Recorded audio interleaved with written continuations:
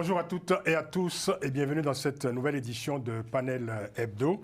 Panel Hebdo, l'actualité revue et revisitée par les chroniqueurs invités. Invités à nous livrer leurs analyses, commentaires et décryptages sur les grands faits de l'actualité en Afrique et dans le monde. Nous sommes aujourd'hui en compagnie du légendaire Alfred Shango Lokoro. Bonjour Alfred. Bonjour Francis et bonjour à tous nos amis spectateurs. Alfred Shango Lokoro, maître de conférence à la Sorbonne. Gratien Rokindikiza, bonjour Gratien. Bonjour Francis, bonjour à tous. Gratien, vous êtes analyste politique et j'en profite pour parler de votre actualité parce que vous venez donc de publier cet ouvrage, Les origines du peuple burundais, amalgame et confusion. C'est aux éditions Gratien Rokindikiza.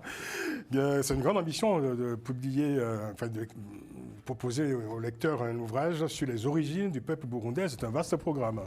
Oui, c'est un vaste programme et surtout assez ambitieux parce que c'est la première fois vraiment qu'on parle de ce sujet. Les Burundais ne le savent pas. Oui. Il y a l'histoire du Burundi démarre en 1520 et on a l'histoire qui a été racontée par les colons.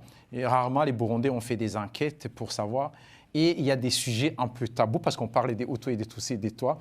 Comment ils sont arrivés? Ce sont des frères en fait. Ce ne sont pas des gens qui sont venus différemment. Alors, c'est vrai que l'histoire du Burundi semble très lointaine pour les Africains des autres régions du continent. Et d'ailleurs, quand on va au Burundi, d'ailleurs, ce que je dis souvent, on est très bien accueillis quand on vient de très loin. C'est un pays merveilleux, un magnifique pays, entouré de collines. Et quand vous êtes reçu en tant qu'étranger, on vous remercie d'être venu de si loin, avoir franchi ces collines pour aller rencontrer les gens de ce pays-là. Et c'est vrai que l'histoire du Burundi, ça dépasse très largement ce qu'on sait souvent de l'actualité, c'est cet affrontement entre Tutsis et Hutus. C'est bien plus complexe que ça. Et vous remontez très loin dans votre ouvrage. Vous remontez, pas jusqu'à l'aurore de l'humanité, mais enfin presque. Presque. En fait, vous parlez de l'hospitalité. En fait, les Burundais, c'est comme d'ailleurs les Rwandais, les Burundais, même quand il y a la violence au pays, quand vous êtes étranger, un visiteur, vous pouvez vous balader, il n'y a pas de violence contre vous. C'est la violence qui se règle entre les gens. Juste pour vous dire que l'histoire remonte de loin, je parle des Zoulous en Afrique du Sud, qui en réalité, les Zoulous parlent le Kirundi. Donc, les Zoulous sont des cousins des Burundais. Donc, j'explique comment les Zoulous sont descendus jusqu'en Afrique du Sud. Et les Burundais aussi, les liens entre le Rwanda, l'Ouganda et puis d'autres régions dont ils sont venus. Les origines du peuple burundais, l'histoire du Burundi, racontée de l'intérieur du Burundi. Ouais.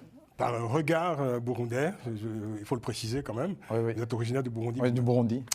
C'est un livre qu'on trouve sur Amazon. Voilà, on peut trouver partout, évidemment, à lire absolument pour peut-être porter un regard plus juste et plus éclairé sur ce magnifique pays qu'est le Burundi. Nous sommes également en compagnie de Grégory Sileni. Grégory, bonjour. Bonjour Francis. Vous êtes cofondateur de Madagascar Media et notre invité spécial aujourd'hui, c'est Ben Yayassi. Bonjour Ben Yayassi. Bonjour Francis, bonjour chers téléspectateurs. Vous êtes le coordinateur adjoint de la Convergence des cadres républicains de France. C'est une instance, il faut le préciser, une instance en France du parti politique, l'APR. C'est l'Alliance pour la République et comme on le sait, c'est le parti de l'ancien président Macky Sall. Et on en parlera tout à l'heure, Macky Sall qui fait un retour absolument inattendu et surprenant dans le jeu politique sénégalais, en vue, à la veille de des élections législatives anticipées. Je vais vous poser la question, l'APR résiste toujours, ça bouge toujours, elle bouge toujours. L'APR existe toujours, la CCR est une structure reconnue par les instances, les statuts du parti, donc nous sommes la structure en charge des cadres. Et vous êtes toujours, vous, actif en tant que membre de l'APR? Oui, je suis le coordonnateur adjoint et on est actif et on a intégré l'ATEL qui est l'Alliance pour la transparence des élections qui regroupe les coalitions, les intercoalitions, les personnalités indépendantes et la société civile pour une transparence des prochaines élections législatives. On en parlera tout à l'heure dans quelques instants. Au sommaire justement de cette édition, nous allons parler du Sénégal. Le procès qui est fait à l'ancien régime. Et nous parlons bien sûr du climat politique à la veille des législatives anticipées. Nous parlons également du conflit au Proche-Orient, cette guerre sans fin. C'est un point d'interrogation. Et nous reviendrons, ça devient, je dirais, une sorte de constante dans cette émission. Ça sera ainsi jusqu'en novembre prochain. Nous parlerons de la présidentielle américaine. Et nous portons un bref regard sur quelques dérapages incontrôlés ou incontrôlables de Donald Trump. Voilà pour le sommaire. Tout de suite donc, le Sénégal, au cœur de l'actualité sénégalaise, un audit de la situation économique qui provoque des remous dans le pays à la veille des législatives anticipées du 17 novembre prochain. Audit diligenté par le nouveau pouvoir sénégalais et dont les conclusions ont été présentées la semaine dernière par le Premier ministre Ousmane Sonko, avec des commentaires plutôt accablants pour ses prédécesseurs. Alors, selon Ousmane Sonko, la gestion de l'ancien pouvoir est caractérisée, je cite, par une corruption généralisée, une politique d'endettement effrénée, l'absence de transparence, des détournements massifs de fonds, et j'en passe. Alors, évidemment, première question pour vous, Ben Yassi. Comment vous avez réagi à ces accusations qui sont quand même lourdes et massives? Oui, elles sont lourdes et massives, mais nous, de l'Alliance pour la République et de l'ancienne coalition Benno Bokk Yakaar, ça ne nous surprend pas. Parce qu'après l'euphorie suite au résultat de la présidentielle du 24 mars 2024 dernier, nous, on a constaté, et c'est très regrettable, qu'on a un président de la République qui se considère comme un intérimaire. Il l'a dit à la fin de l'état de grâce pendant son point de presse. Vous parlez du président de Diomaye Faye. Diomaye Faye. Et hélas, également, on a le Premier ministre le plus nul et le plus limité de l'histoire politique du Sénégal. Non, là, vous allez fort. Là, quand même. Ce que nous constatons par rapport à cet audit, en fait, initialement, il était question... Ils sont là depuis quelques semaines quand même. 6 mois quand même. Quelques mois, alors. Ce que nous constatons, c'est que dans un premier temps, on nous avait dit qu'il allait présenter la stratégie nationale de développement du Sénégal 2025-2050. Il y a eu, malheureusement pour eux, le document qui s'est retrouvé sur la place publique. La presse en a saisi. Nous aussi, en tant que parti politique, en tant qu'opposition, on a regardé le document qui faisait 126 pages. Et c'était une copier-coller d'une partie du plan Sénégal émergent. Ça s'appelle la continuité de l'État. C'est la continuité de l'État, mais il faut avoir l'honnêteté de dire que, bon, voilà, pour l'instant, pendant 10 ans, ils ont, excusez-moi du terme, tympanisé les Sénégalais en disant qu'on a un projet, qu'on va le dérouler dès l'instant que nous serons élus, et on se retrouve avec le plan Sénégal émergent qu'ils avaient combattu, qu'ils avaient traité de tous les noms d'oiseaux.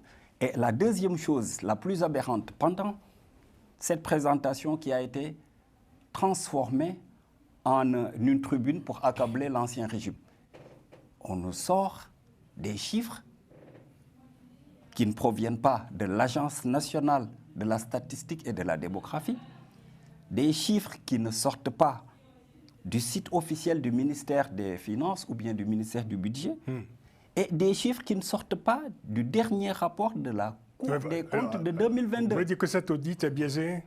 C'est plus que biaisé. Oui. C'est en préparation des législatives. Nous sommes des politiques, nous savons tout ce qui se passe. Nous savons également pourquoi et les tenants et les aboutissants de cette mascarade.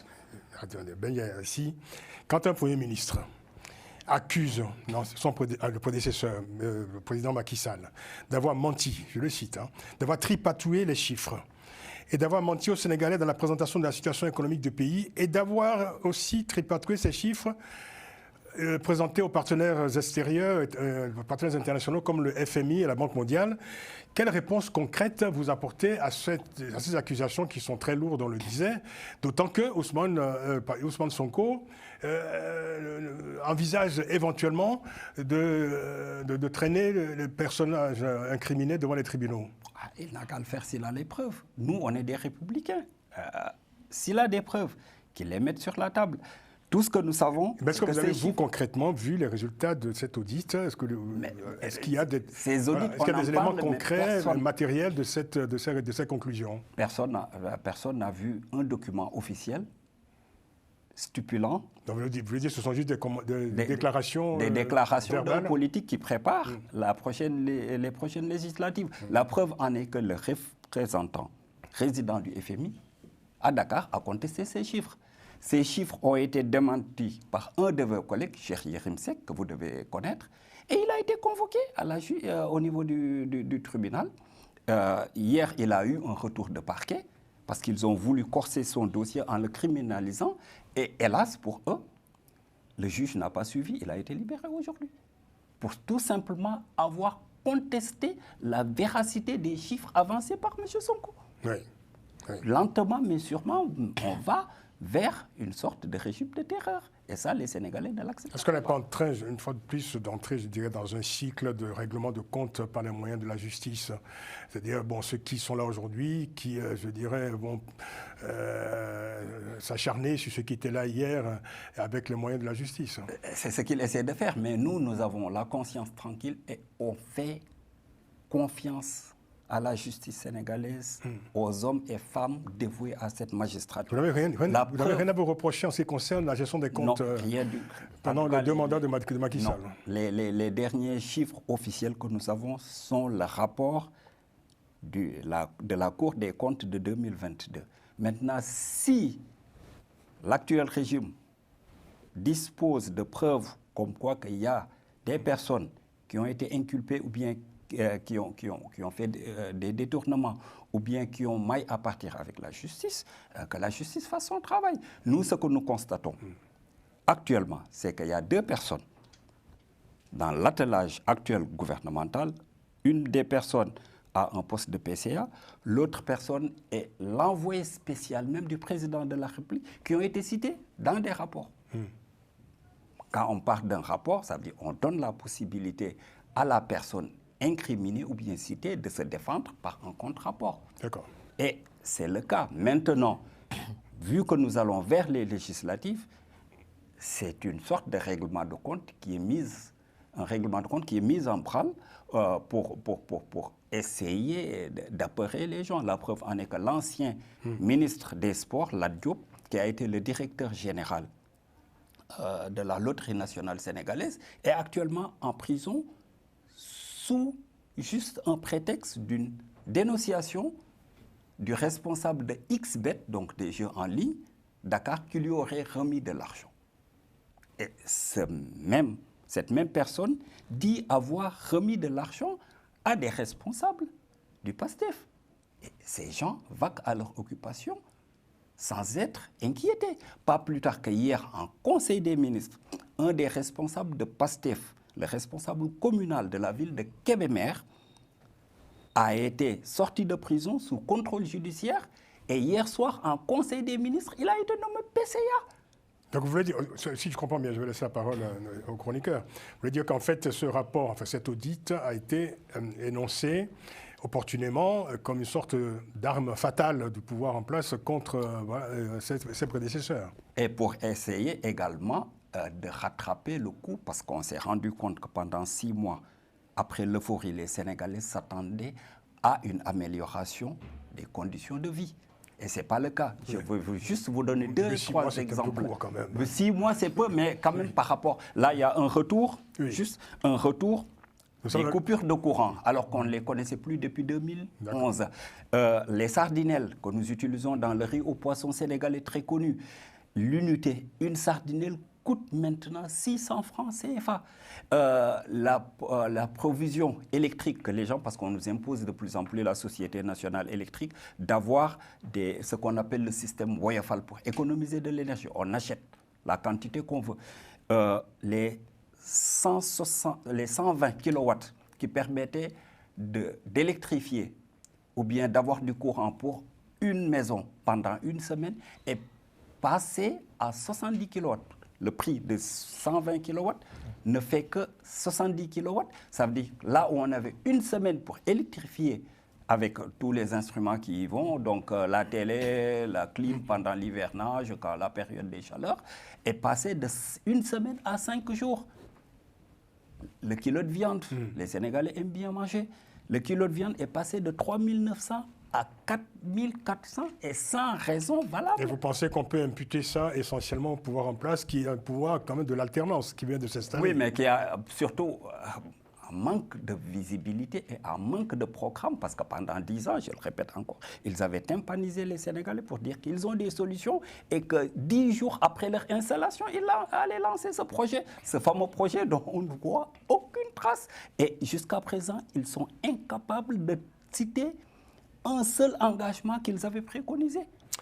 On va parler des législatives dans quelques instants, mais avant cela, on va faire un tour de table pour écouter les commentaires des chroniqueurs graciens. Ah oui, il va de soi que même à la cour, quelqu'un qui est accusé, il va dire qu'il n'est pas en tort, qu'il a raison. Bon, on a beau comprendre les arguments. Mais en réalité, moi, quand j'écoute la sortie, je lis la sortie médiatique, il y a deux points principaux. D'abord, il parle de la situation qu'ils ont trouvée de la dette, de la dette intérieure, du déficit budgétaire. Mais on peut parler de déficit budgétaire, c'est comptable, on le voit au niveau des chiffres dans les ministères. Mais il y a un point, moi, à sa place, je n'aurais pas du tout parlé de ça, c'est la dette extérieure. La dette d'un pays, quand on est un dirigeant, on sait bien ce qui s'est passé au Mozambique. Mozambique, ça a été révélé que la dette était cachée. Le pays a plongé, l'économie a plongé complètement. Si on parle de la dette qui a été trafiquée, on a caché les informations, ça veut dire que la cote du pays baisse. Et en même temps, c'est-à-dire qu'on peut manquer de financeurs. Donc c'est vraiment quelque chose, c'est un sujet presque tabou. C'est comme, moi je considère la dette comme un sujet militaire. On ne parle pas des sujets militaires au niveau d'un pays. Et le deuxième point, c'est le pouvoir corrompu. Mais ça, c'est une conclusion après les enquêtes de la justice. C'est-à-dire que le pouvoir n'est jamais corrompu. Ce sont les individus qui sont corrompus. Qui est corrompu? Telle personne. Il y a des dossiers qui ont été montés. Parce que si on annonce que le pouvoir est corrompu, qu'en fin de compte, on trouve personne qui est corrompu, on trouve personne qui a volé, là, c'est la crédibilité de soi qui est mise en jeu. Vous voulez dire que le Premier ministre Ousmane Sonko s'érige en procureur, quelque peu amateur d'ailleurs, à vous écouter. Oui, je dirais, sur ce point. Alfred. Alors moi, je dirais deux choses. D'abord, il est normal qu'un nouveau gouvernement qui arrive puisse auditer les comptes de la nation pour savoir quel est l'état des finances du pays, pour ensuite, à partir de là, mettre en place son propre projet de budget, son programme, en fonction de ce qu'on aura trouvé dans les caisses de l'État. Ça, c'est une première observation.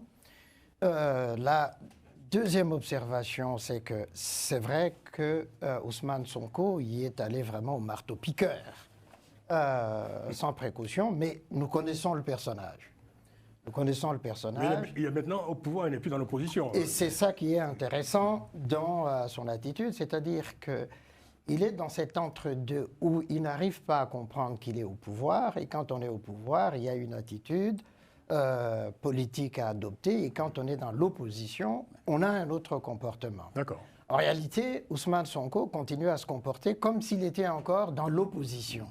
Et par conséquent, la charge qu'il adresse au gouvernement précédent et au président Macky Sall, pour moi, est tout à fait électoraliste, puisqu'on entre dans un processus d'élection après dissolution.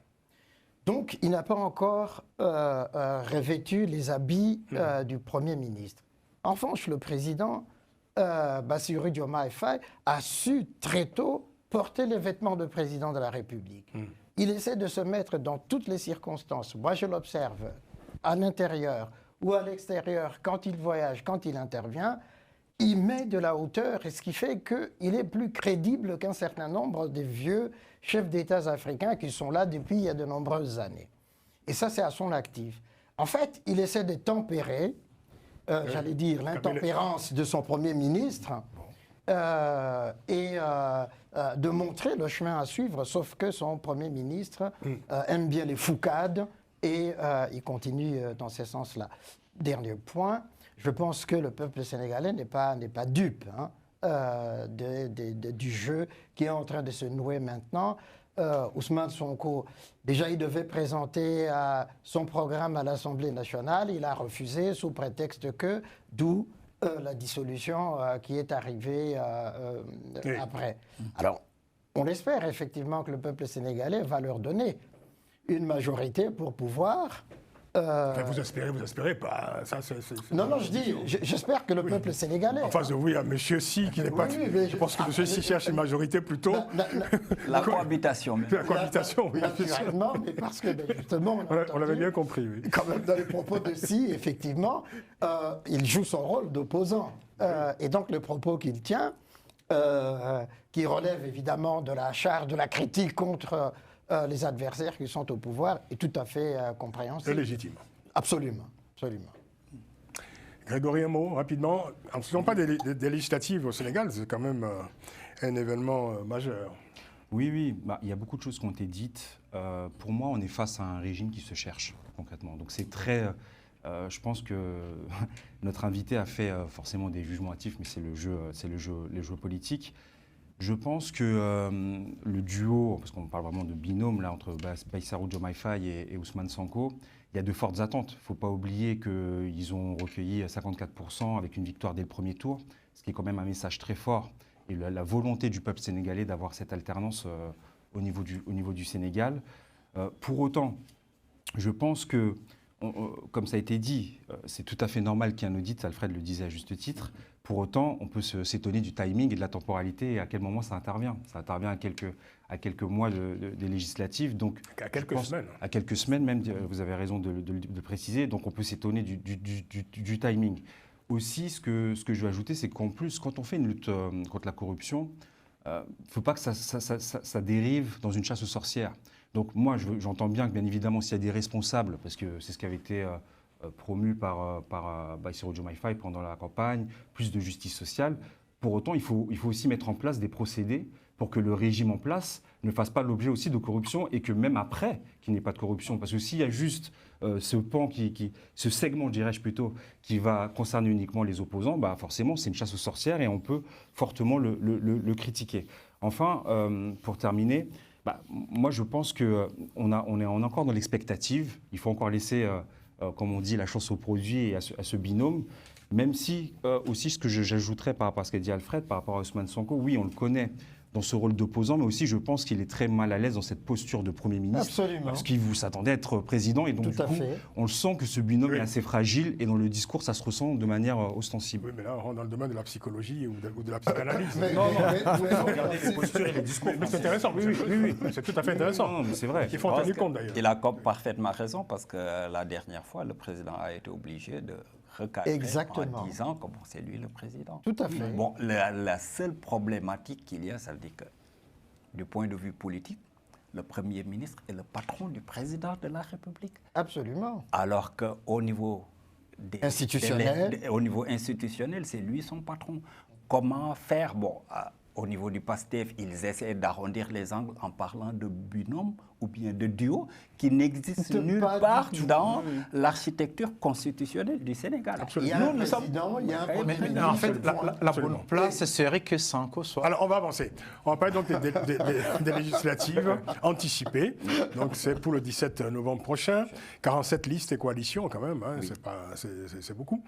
Et voilà, donc... alors, l'enjeu pour le pouvoir actuel, c'est d'obtenir une majorité pour pouvoir donc appliquer son programme sans encombre et sans obstacle majeur. Et l'enjeu pour l'opposition, c'est évidemment d'empêcher le pouvoir en place d'avoir cette majorité et de provoquer une forme de cohabitation. Alors, il y a un retour tout à fait inattendu, je le disais, c'est celui de Macky Sall, qui n'a pas attendu très longtemps, parce qu'il a quand même quitté le pouvoir il n'y a pas si longtemps que ça, il n'y a que 6 mois. Et généralement, ses prédécesseurs qui ont quitté le pouvoir se sont rendus beaucoup plus discrets. Alors lui, voilà, il est de retour, il est tête de liste d'une nouvelle coalition, la coalition Taku Wallu Sénégal, et il sera donc en face de Ousmane Sonko, qui lui est tête de liste donc pour le PASTEF, pour ce qu'on peut considérer comme la coalition présidentielle. Alors, je veux dire, on ne s'attendait pas à ce que Macky Sall revienne si vite. Est-ce que c'est de bonne politique que Macky Sall revienne aussi rapidement? Il faut dire que son départ, la fin de son mandat n'a pas laissé que de bons souvenirs aux Sénégalais. Oui, la situation politique exige son retour. Et nous aussi, les militants, il faut dire que nous étions... Il y a un besoin de Macky Sall aujourd'hui au Sénégal?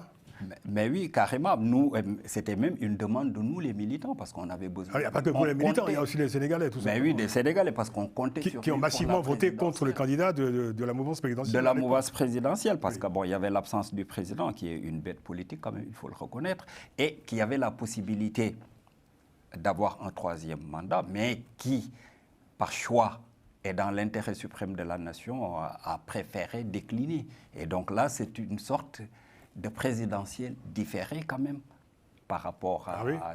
parce que la situation l'exige. C'est un match retour. C'est un match retour qui va se carrément, c'est le match de la revanche. Et le but du jeu, c'est d'avoir une cohabitation. Parce que nous, ce que c'est législatif de la revanche. Non, ce n'est pas une revanche, c'est une nécessité. On veut... Parce que nous, ce que nous... Est-ce que Macky Sall peut être utile à son pays aujourd'hui, après avoir gouverné voilà, vous savez, nous, ce qu'on... Deux mandats, moi, ce que je constate... Ministre, plusieurs fois ministre.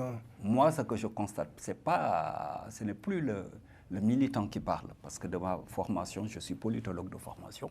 Moi, je pense que, et c'est ce que j'ai constaté, et c'est pourquoi même j'étais de ceux à l'intérieur de l'APR et de la coalition Benno Bokk Yakaar qui étaient pour que le président Macky Sall se représente. Parce qu'il était arrivé... Ah, vous étiez pour qu'il se représente? Oui, parce qu'il pour un troisième mandat? Oui, pour un troisième mandat. Ah, d'accord. Parce que tout simplement... Vous faisiez partie des incendiaires, alors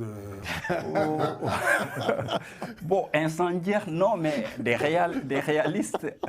Parce que tout simplement, il quittait le pouvoir au moment où il était au sommet de son art. Il était une sommité internationale, il était... Il avait fait 2 mandats, je veux dire... Il était écouté, il avait cette aura qui lui permettait d'intervenir. Vous allez provoquer de nouvelles querelles, là, si vous parlez. Alors, non, mais... On pensait ça va solder cette querelle, mais là, vous êtes en train de raviver. C'est vrai que le retour de Macky Sall est assez surprenant. Moi, quand je l'ai entendu, je me suis pincé l'oreille pour me dire, mais est-ce que j'ai bien entendu?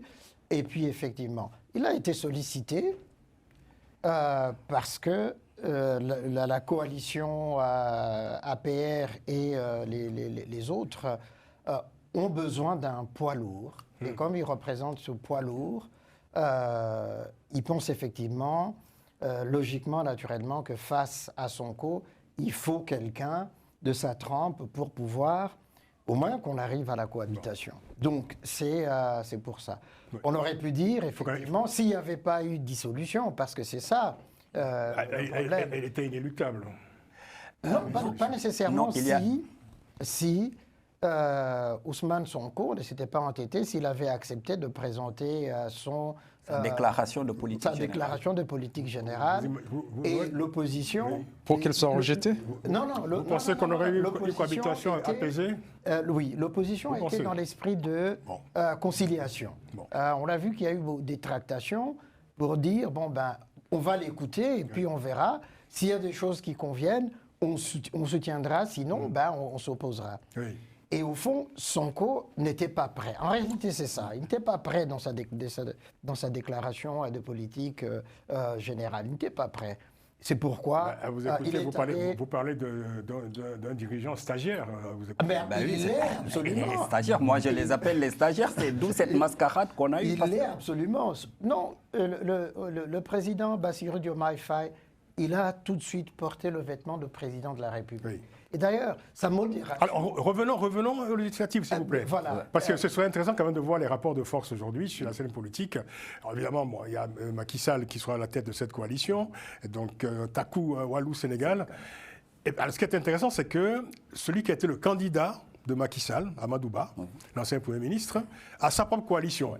Mais n'est pas dans la coalition dont Macky Sall est la tête de liste. Comme si, en fait, il y avait finalement une sorte de rupture entre celui qui fut le candidat de Macky Sall à la présidentielle et Macky Sall lui-même. Bon, on est en politique, tout est possible. Peut-être qu'il s'est dit, les 34% qu'il a récoltés pendant cette présidentielle lui permettent d'être le chef, parce que le mot a été avancé, après la présidentielle, qu'il était de facto le chef de l'opposition. Exact. Maintenant, ces législatives vont soit infirmer ou confirmer cette stature que ses partisans lui ont de facto attribuée. Mais n'oublions pas également qu'il est de notre famille politique et qu'au-delà de la coalition, il est possible, au sortir des législatives, d'avoir une intercoalition qui va peser au niveau du Parlement. Oui. Exactement, puisque, de toute façon, c'est quand même assez intéressant. Oui. Moi, je trouve ça fascinant, la manière dont les politiciens sénégalais arrivent à créer ces combinaisons, à s'entendre, à se diviser et puis à se retrouver le moment venu. L'APR est issue du PDS. Et donc, il y a un certain nombre de figures qui se retrouvent dans cette coalition. Cette coalition, le PDS, qui avait soutenu, malgré lui, Ousmane Sonko, à la dernière minute, et Bassirou Diomaye Faye. Aujourd'hui, il revient justement dans l'opposition pour dire nous créons cette grande coalition pour pouvoir peser. Et en réalité, mais tous ces opposants, c'est véritablement le but de ces coalitions, c'est de dire plus nous serons nombreux, mieux ça sera pour équilibrer le pouvoir du PASTEF. Et provoquer de toute façon une cohabitation. Ou cohabitation. Oui, En tout cas, c'est notre objectif. Il y a un enjeu crucial. cohabitation. Il y a un enjeu crucial, je pense, au Sénégal, parce qu'avec ces rapports de force, on était quand même sur un antagonisme idéologique. Il y avait Macky Sall qui promeut une politique d'offre qui favorise les investissements avec les infrastructures. Ce que disait le PASTEF via Bassirou Diomaye Faye, c'est qu'il faut qu'il y ait davantage une politique de redistribution et qu'on ne s'attelle pas uniquement au projet d'infrastructure. Et c'est là qu'était polarisée toute l'attente du peuple sénégalais. Donc je pense, c'est vrai que, quand Alfred disait « j'espère », c'est que c'est vrai que si jamais ce projet était mort-né, on ne verrait pas du coup ce que ça donnerait, même si on peut critiquer un petit peu les 5 mois. On ne pourrait pas voir du coup la perception vraiment de cette politique qui devait être totalement différente. C'est pour ça qu'on définissait la rupture. C'était ça le mot de campagne. Oui. Voilà. Sauf qu'actuellement, ce qu'on a constaté, cette soi-disant rupture est en train de donner des fleurs d'une dictature rampante. Depuis qu'ils sont au pouvoir... Là, tu y vas fort. Hein. On est passé... Non, c'est des chiffres qui parlent. Non, je n'invente rien du tout. Là, on est, hormis les dernières nominations d'hier en Conseil des ministres, on est à 200 nominations de PDG, de DG et de PCA issus des rangs du PASTEF. Donc c'est Cela ne signifie pas la dictature. Oui, non, ça ne signifie pas. Ça ne fait pas de dictature. Même dans les pays comme la France, quand il arrive au pouvoir. Mais cette justice sociale, ça ne fait pas une dictature politique. Cette justice sociale qui a été avancée, on nous avait vendu également un appel à candidature pour les postes les plus élevés dans l'administration. Ce n'est pas le cas. On se retrouve avec 67 ministres répartis entre la présidence et la primature.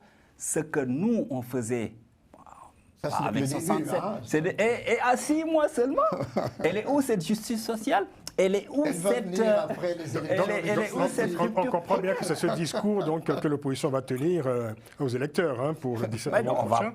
Pointer du doigt ces en quelques mots, Ben Yassi, de quels atouts dispose réellement aujourd'hui l'opposition, ou disposent les oppositions, parce que l'opposition est plurielle au Sénégal, pour emporter, je dirais, le pari de la cohabitation? Il y a 2 atouts principaux. Oui. Le premier atout, c'est les reniements qui ont été constatés depuis 6 mois. Et le plus grave, c'est le reniement de la parole présidentielle. On pousse le président à sortir un décret pour convoquer l'Assemblée nationale. Et dans ce décret, il y a un projet de loi qui concerne le ministère de la Justice. Il y a la déclaration de politique générale du Premier ministre qui est fixée au 13 septembre. Le 12, il y a un décret présidentiel qui dissout cette Assemblée nationale qui a été convoquée. Nous assistons à quoi? Que c'est Ousmane Sonko qui dirige le pays. Parce que tout ce qu'il avait dit dans ses différentes sorties, il n'y aura pas de déclaration politique générale, on l'a vu. Cette Assemblée sera dissoute, on l'a vu. On va forcément vers des élections législatives, on l'a vu. Ça, c'est... On ne peut pas mettre le président de la République dans cette position. Donc, ça, c'est le premier aspect.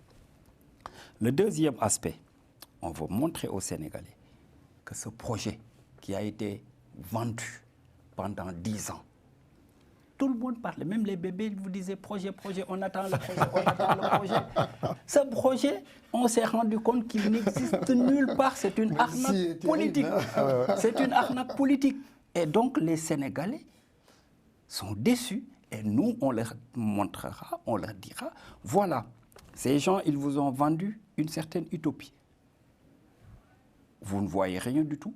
Au moins, accordez-nous votre confiance, donnez-nous la majorité au niveau du Parlement, ce qui fera qu'il y aura une sorte de contrebalance par rapport aux jeux politiques. Parce qu'on ne va pas les laisser dérouler alors qu'il n'y a rien derrière. Je pense Vous reviendrez après les législatives, après le 17 novembre prochain, on fera le point, hein, évidemment. Effectivement, avec plaisir. Je pense qu'on ne peut pas juger vraiment les gens qui Bien sont sûr. au pouvoir.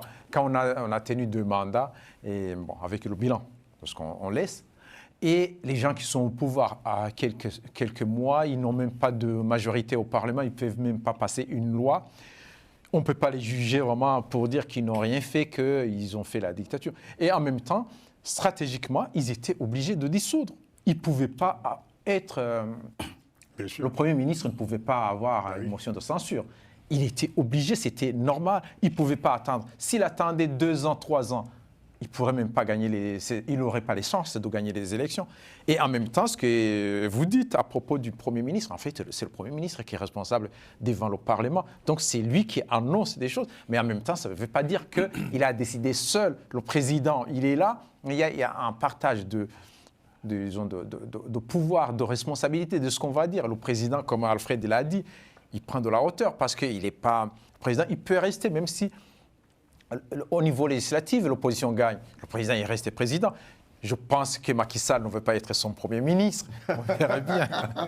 Il y a suffisamment de personnes qui seront à la hauteur. Ça veut dire nous prenons juste Ousmane Sonko au mot parce qu'il y a 2 ans, en 2022, à la veille des législatives, il disait aux Sénégalais il ne faut pas accorder la majorité absolue au camp du président. Nous aussi, on demandera aux Sénégalais de ne pas accorder la majorité absolue à l'actuel camp. Alors, on va conclure sur ce sujet. Merci beaucoup d'être venu, Ben et Hassib, pour apporter votre parole, vos éclairages en tout cas sur la situation politique au Sénégal. On va y revenir certainement au cours des prochaines semaines. Et vous êtes déjà invité pour Avec faire plaisir. le point, évidemment, après ces législatives anticipées du 17 novembre prochain. On change d'horizon. On va parler du conflit au Proche-Orient, avec le risque d'une guerre sans fin. L'offensive israélienne sur Gaza, on le sait, se poursuit en réponse à l'attentat du Hamas sur le territoire d'Israël. C'était le 7 octobre 2023. Et un nouveau front de conflit a été réactivé avec les attaques israéliennes contre le Hezbollah au Liban, qui ont notamment entraîné la mort de Hassan Nasrallah, le chef du Hezbollah soutenu par l'Iran. Depuis quelques jours, Israël a entrepris une incursion terrestre en territoire libanais, ce qui fait monter en intensité ce conflit. Riposte de l'Iran depuis le 1er octobre par des tirs de missiles sur Israël et riposte annoncée d'Israël contre l'Iran qui sera suivie d'autres ripostes. Une guerre sans fin, Alfred ? Je ne pense pas, Francis, qu'on entre là dans une guerre sans fin. Mais ce qui est certain, c'est que Benjamin Netanyahou profite d'une fenêtre politique ou géopolitique internationale qui se caractérise par 3 choses. La faiblesse du président Joe Biden aux États-Unis et la campagne électorale, l'Union soviétique, enfin, la Russie qui est empêtrée dans sa guerre d'agression contre l'Ukraine, l'Union européenne qui est effacée et la France pratiquement inexistante, et puis la Chine qui est dans cette position de neutralité qu'on lui connaît. Et au fond, Netanyahou n'a plus personne pour le contraindre, effectivement, et ce qui fait que, il avait demandé 3 mois pour éradiquer, pour exterminer le Hamas. Ça fait 1 an, il n'a pas réussi à exterminer le Hamas. Et les otages sont toujours... Et les otages, une bonne libérés. partie d'entre eux, sont encore dans les mains du Hamas. Mais il a réussi l'exploit d'éliminer, de tuer, d'exterminer 45 000 Palestiniens, Gazaouis, aujourd'hui, à la plus grande indifférence de la communauté internationale. Et je dis, c'est un criminel de guerre qu'on ne peut pas laisser continuer. Maintenant, puisqu'il y a cet échec à Gaza, il veut, au fond, étendre, faire détourner l'attention de l'opinion de Gaza vers le Liban. Et c'est vrai qu'il a porté un coup très dur au Hezbollah en tuant Nasrallah, mais c'est qu'il a ce qu'il oublie, c'est que le Hezbollah, le Hamas, etc., sont comme des hydres. L'hydre a plusieurs têtes. Vous coupez une tête, il y a une autre qui arrive. Ouais. 3, l'erreur, à la limite, qu'il ait tué Ismail Haniyeh à Téhéran, au moment de la prestation de serment du président iranien. On suppose, les spécialistes de la question supposent que, même pour éliminer Nasrallah, il y aurait eu des complicités iraniennes, en tout cas des taupes, qui ont fait que ça arrive. Dans les deux cas, Ismail Haniyeh et puis Hassan Nasrallah. Et puis l'exploit justement de pirater les téléavertisseurs et les talkie-walkies. Et donc là, aujourd'hui, on a entendu ce que le président américain a dit à Netanyahou. Il y aura une riposte, mais proportionnelle et contrôlée, comme quand il y a eu l'assassinat contre... tous les alliés sont embarrassés. Tous les alliés d'Israël sont embarrassés. Ismail Haniyeh, les États-Unis avaient dit à l'Iran, riposte, contrôlée et proportionnée. Rapidement, Gratien, on va aller très vite parce que bon, on a accordé beaucoup de temps au Sénégal et c'était nécessaire. Oui, je vais aborder la question sous l'angle purement militaire. Hein. Oui. Parce que ce qui se passe aujourd'hui, en fait, pour Israël, pense que son armée peut entrer à Gaza, en même temps au Liban. Mais aujourd'hui, la façon de faire la guerre a changé. Israël aligne les chars pour dire on entre au Liban. Aujourd'hui, les chars n'ont plus de place dans les guerres. Les guerres, on parle des bombardements, mais même avec les bombardements, le fantassin, le combattant reste toujours là, c'est à sa place. C'est notamment la guerre qui se trouve entre l'Ukraine et la Russie. Le gros, c'est fait par les combattants, les militaires qui sont sur le sol. Or, Israël n'a pas assez de militaires pour se battre. Il y a des gens, des appelés. Ils essaient de chercher à gauche, à droite. Ils ont l'équipement, mais il y a des gens qui sont, les gens de Hezbollah, sont très motivés. Donc, de cette façon-là, c'est très compliqué de continuer la guerre. On ne peut pas avoir assez de moyens pour continuer la guerre. Donc, ce qui fait qu'Israël risque de s'enliser au Liban. D'autant qu'on ne connaît pas très bien quel est l'aboutissement ou l'aboutissant de cette guerre. On ne sait pas à quel moment on pourrait considérer qu'Israël a atteint les buts de guerre, en fait, qu'il s'est assigné. Et cela vaut évidemment pour ses adversaires également. Oui. Grégory. Moi, je prendrais un autre prisme, celui de la géopolitique. Donc, ce que l'on voit là actuellement, ce n'est pas étonnant. Il y a un arc de résistance qui est appelé comme ça, qui est fait entre le Hezbollah, le Hamas et l'Iran. Et aujourd'hui, dans cette frappe, c'était obligé qu'il allait avoir des dommages collatéraux et que c'était la suite de cette politique belliqueuse qui est en réaction à ce qui s'est passé le 7 octobre. Et c'est normal que du coup, on se retrouve avec tous ces protagonistes, sachant que on entend ici et là qu'il y a une escalade potentielle et on est inquiet de ce qui peut se passer dans la région, mais il n'y a pas une position monolithique par rapport à ce qui se passe. Ça, il faut bien le prendre en considération, parce que les pays, que ce soit l'Arabie Saoudite ou les Émirats Arabes Unis, ils ont des positions qui sont plutôt attentistes par rapport à ce qui se passe. Et donc, on a vraiment d'un côté donc Israël et les alliés, et de l'autre côté, comme je l'expliquais tout à l'heure, le Hezbollah, le Hamas et l'Iran derrière, qui bien sûr avec ses proxys. Ben Yassi, l'Afrique du Sud est l'un des rares pays africains à, disons, énoncer très clairement sa position vis-à-vis de ce conflit au Proche-Orient. Selon vous, quel est le positionnement général des pays africains vis-à-vis de ce conflit ? C'est vrai que depuis quelques années, on a vu une diplomatie très offensive de l'État d'Israël en direction de l'Afrique, surtout en Afrique de l'Ouest, où ça fait que beaucoup d'États ont reconnu l'État d'Israël. Cependant, il y a des États comme le Sénégal qui ont toujours soutenu le peuple palestinien à travers le comité Al-Quds depuis 1973. Et récemment, on a régulièrement des manifestations à Dakar, les vendredis après la prière, pour soutenir le peuple africain. C'est vrai palestinien, pardon. C'est vrai que c'est très timoré par rapport à la position sud-africaine qui a initié même un certain nombre d'initiative, excusez-moi du terme, au niveau des instances internationales.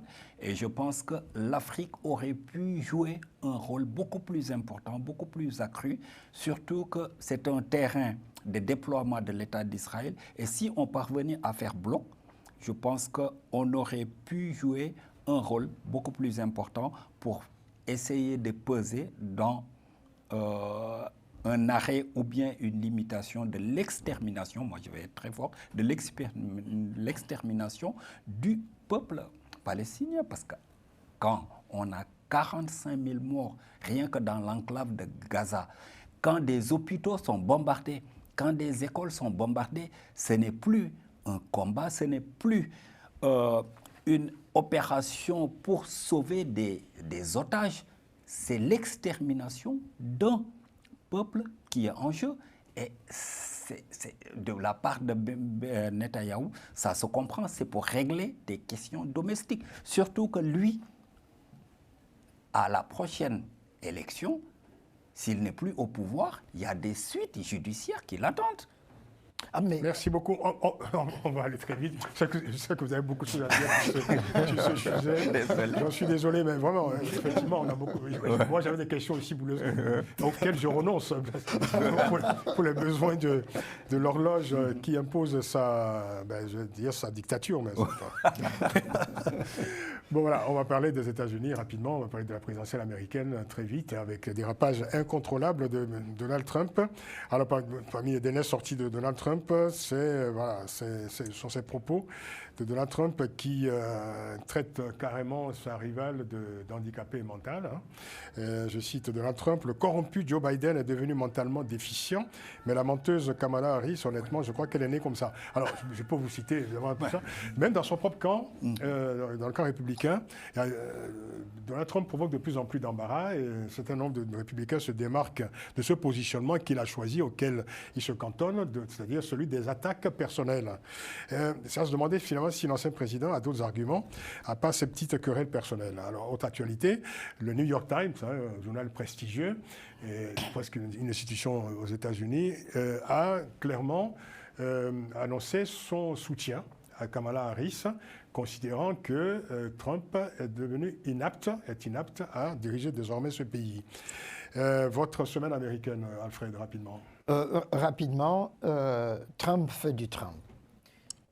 Il a voulu ripolliner sa face à un certain moment, mais chasser le naturel, il revient au galop. Et là, on retrouve le Trump que l'on connaît, sans filet, sans mesure. Et effectivement, il arrive à embarrasser son propre camp. J'ai entendu aujourd'hui John Bolton, qui avait été son ministre des Affaires étrangères, dire, évidemment, on lui a posé la question, que Liz et Dick Cheney ont dit qu'ils vont voter pour Kamala Harris, qu'ils vont faire campagne avec Kamala Harris. John Bolton, évidemment, dans sa position radicale, a simplement dit ni Trump, ni Kamala Harris. Disons, Trump n'est pas digne d'être le nouveau président des États-Unis. Kamala Harris n'est pas préparée pour devenir présidente des États-Unis. Donc, au fond, je crois que ce que Trump est en train de faire ces derniers temps, c'est quelque chose de désespéré au fond. Il sent effectivement qu'il n'a plus cette maîtrise-là de